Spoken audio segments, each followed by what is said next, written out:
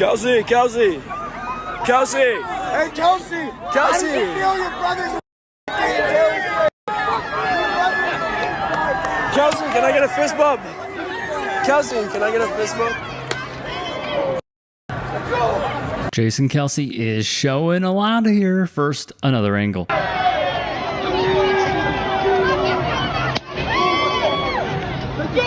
Sorry, guys, but this is just beautiful.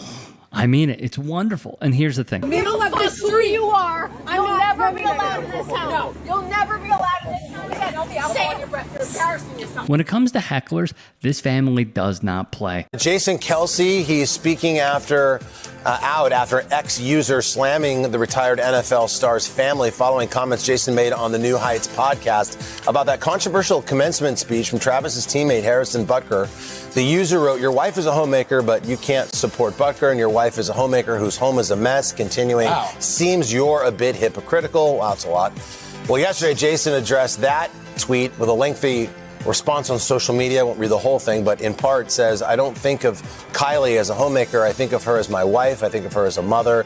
She has an occupation, as do I, and we keep our house the best we can. Our marriage is a partnership. We are equals and figuring it out on the daily." Jason clarifying that he didn't mean to downplay anybody who is a homemaker, but reiterating that is not their family dynamic. Yeah, remember this? New Jersey mayor is apologizing to Kylie and Jason Kelce. Mayor Michael Collins of Margate City issues an apology on social media after a video went viral over Memorial Day weekend of a woman harassing Jason and Kylie Kelce during their recent date in New Jersey. The mayor writes on Facebook May 29th, "On behalf of the city of Margate, I'd like to formally apologize to Jason and Kylie Kelce for the experience they had in Margate City over the holiday weekend. As a father with young children, I know as well as anyone the importance of a date night with your wife and would like to offer a redo date night with dinner on me." It turned into big news at the time. Then the lady throws a full-on fit. And Kylie, who might be 6'10", decides to say, "You know what? No, lady, you're not punking me around." Telling Kylie Kelce that she will never be welcome in that town again because they wouldn't take a picture. Then also saying, "I don't even know who you are," after asking for a photo. Classic, basic white right there. I mean, that is just right down the pipe of everything you could expect. But this is the world now that Jason Kelce is in. Yeah. You know, he's in biggest podcast on earth. His brother's dating the biggest star on earth. Jason Kelce is now part of Monday Night Countdown for Monday Night Football. Everybody's pumped to hear him speak and see him. And Kylie's become a superstar. She's at fashion shows. She's got a lot of influencers that want to be friends with her because they hear how cool she is. This is the new world they're going to be living in. And I'm happy it's them. So now we fast forward to present day. Here's what unfolded after the phone smash.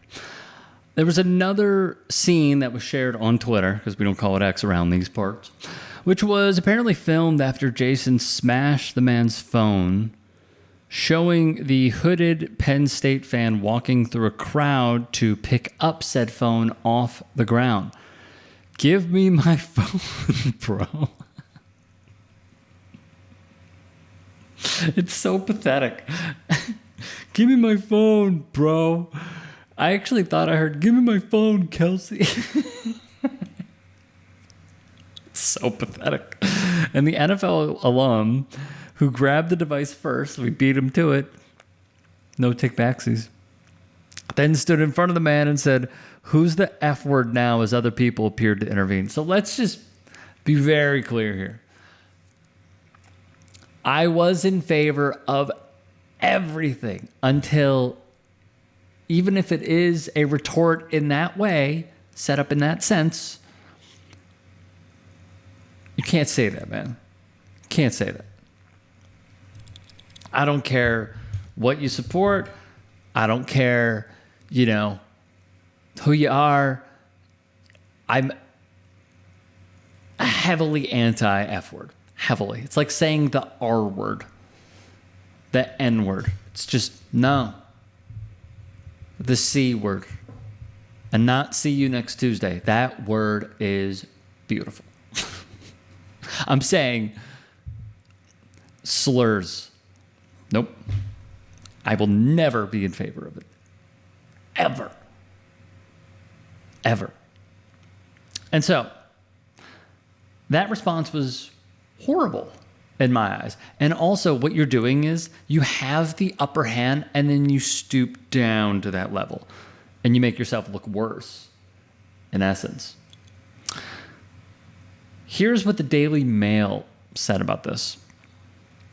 A source close to Travis and Taylor were shocked by it. Considering Jason is one of the nicest guys on the planet, it really became clear how much he loves and respects Taylor. Well, duh. Travis means the world to him. Duh. The use of the word, F word, is not okay with him nor anyone, the source added. This fan crossed the line. Jason will never stand for anyone insulting his family, and he views Taylor as family now. A sports radio host in Philadelphia by the name of John Marks posted the video and then wrote above the video with this tweet, because again, we say tweets. Kelce has to realize that his profile is bigger than it ever was as a player. He's making big money across multiple platforms, and his brother might marry the biggest pop star ever. He can't be spiking people's phones. He needs security to deal with this stuff. That's when Awful Announcing chimed in. As an everyman, the idea of Kelce traveling with security would seemingly run counter to nearly every aspect that's made him a celebrity in the first place. I completely concur. But considering the level of worldwide fame, the reality is it may also be necessary, which is what Marks appeared to be getting at. Me reacting gave him the time of day, and it also gave this situation notoriety. That's what I regret. All right.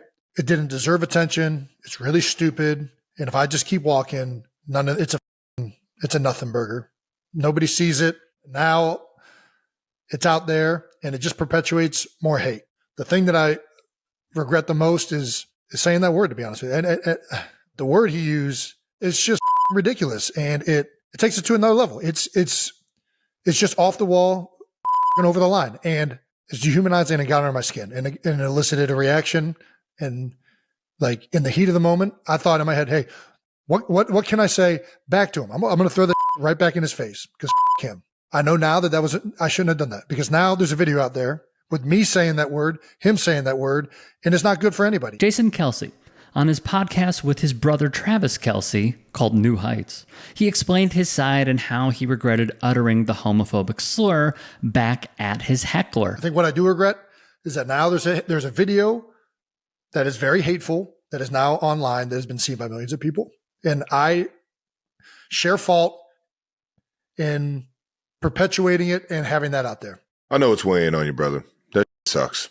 You shouldn't feel this much. Obviously, the scrutiny and the media view on it, and everybody passing around the videos that are being out there. I mean, that's going to make it a bigger situation than I think what it really is. But the real situation is you had some clown come up to you and talk about your family, and you reacted in a way that was defending your family, and you might have used some words that you regret using, and that's a situation that you just got to kind of learn from and own. And I think you owning it and you speaking about it shows how sincere you are to a lot of people in this world, and shows that especially what you said on Monday night, that you choose not to. You don't choose hate. That's just not who you are. What I think is pretty interesting is because of the circumstances, it feels like, in my view, that there is somewhat of a pass here, because he was defending himself from a hateful person and he said the word back. And while people condemned it, it's largely, it feels, being given a pass. And Jason Kelce has shown to be an upstanding human being. He has shown time and time again where he falls when it comes to what feels like certain issues. But what I will say is this: he addressed it. He owned it. I think he is being allotted this space to right his wrongs, apologize profusely. ESPN is not going to make a move, just as they didn't with other hosts. But there is this period of just don't do it again.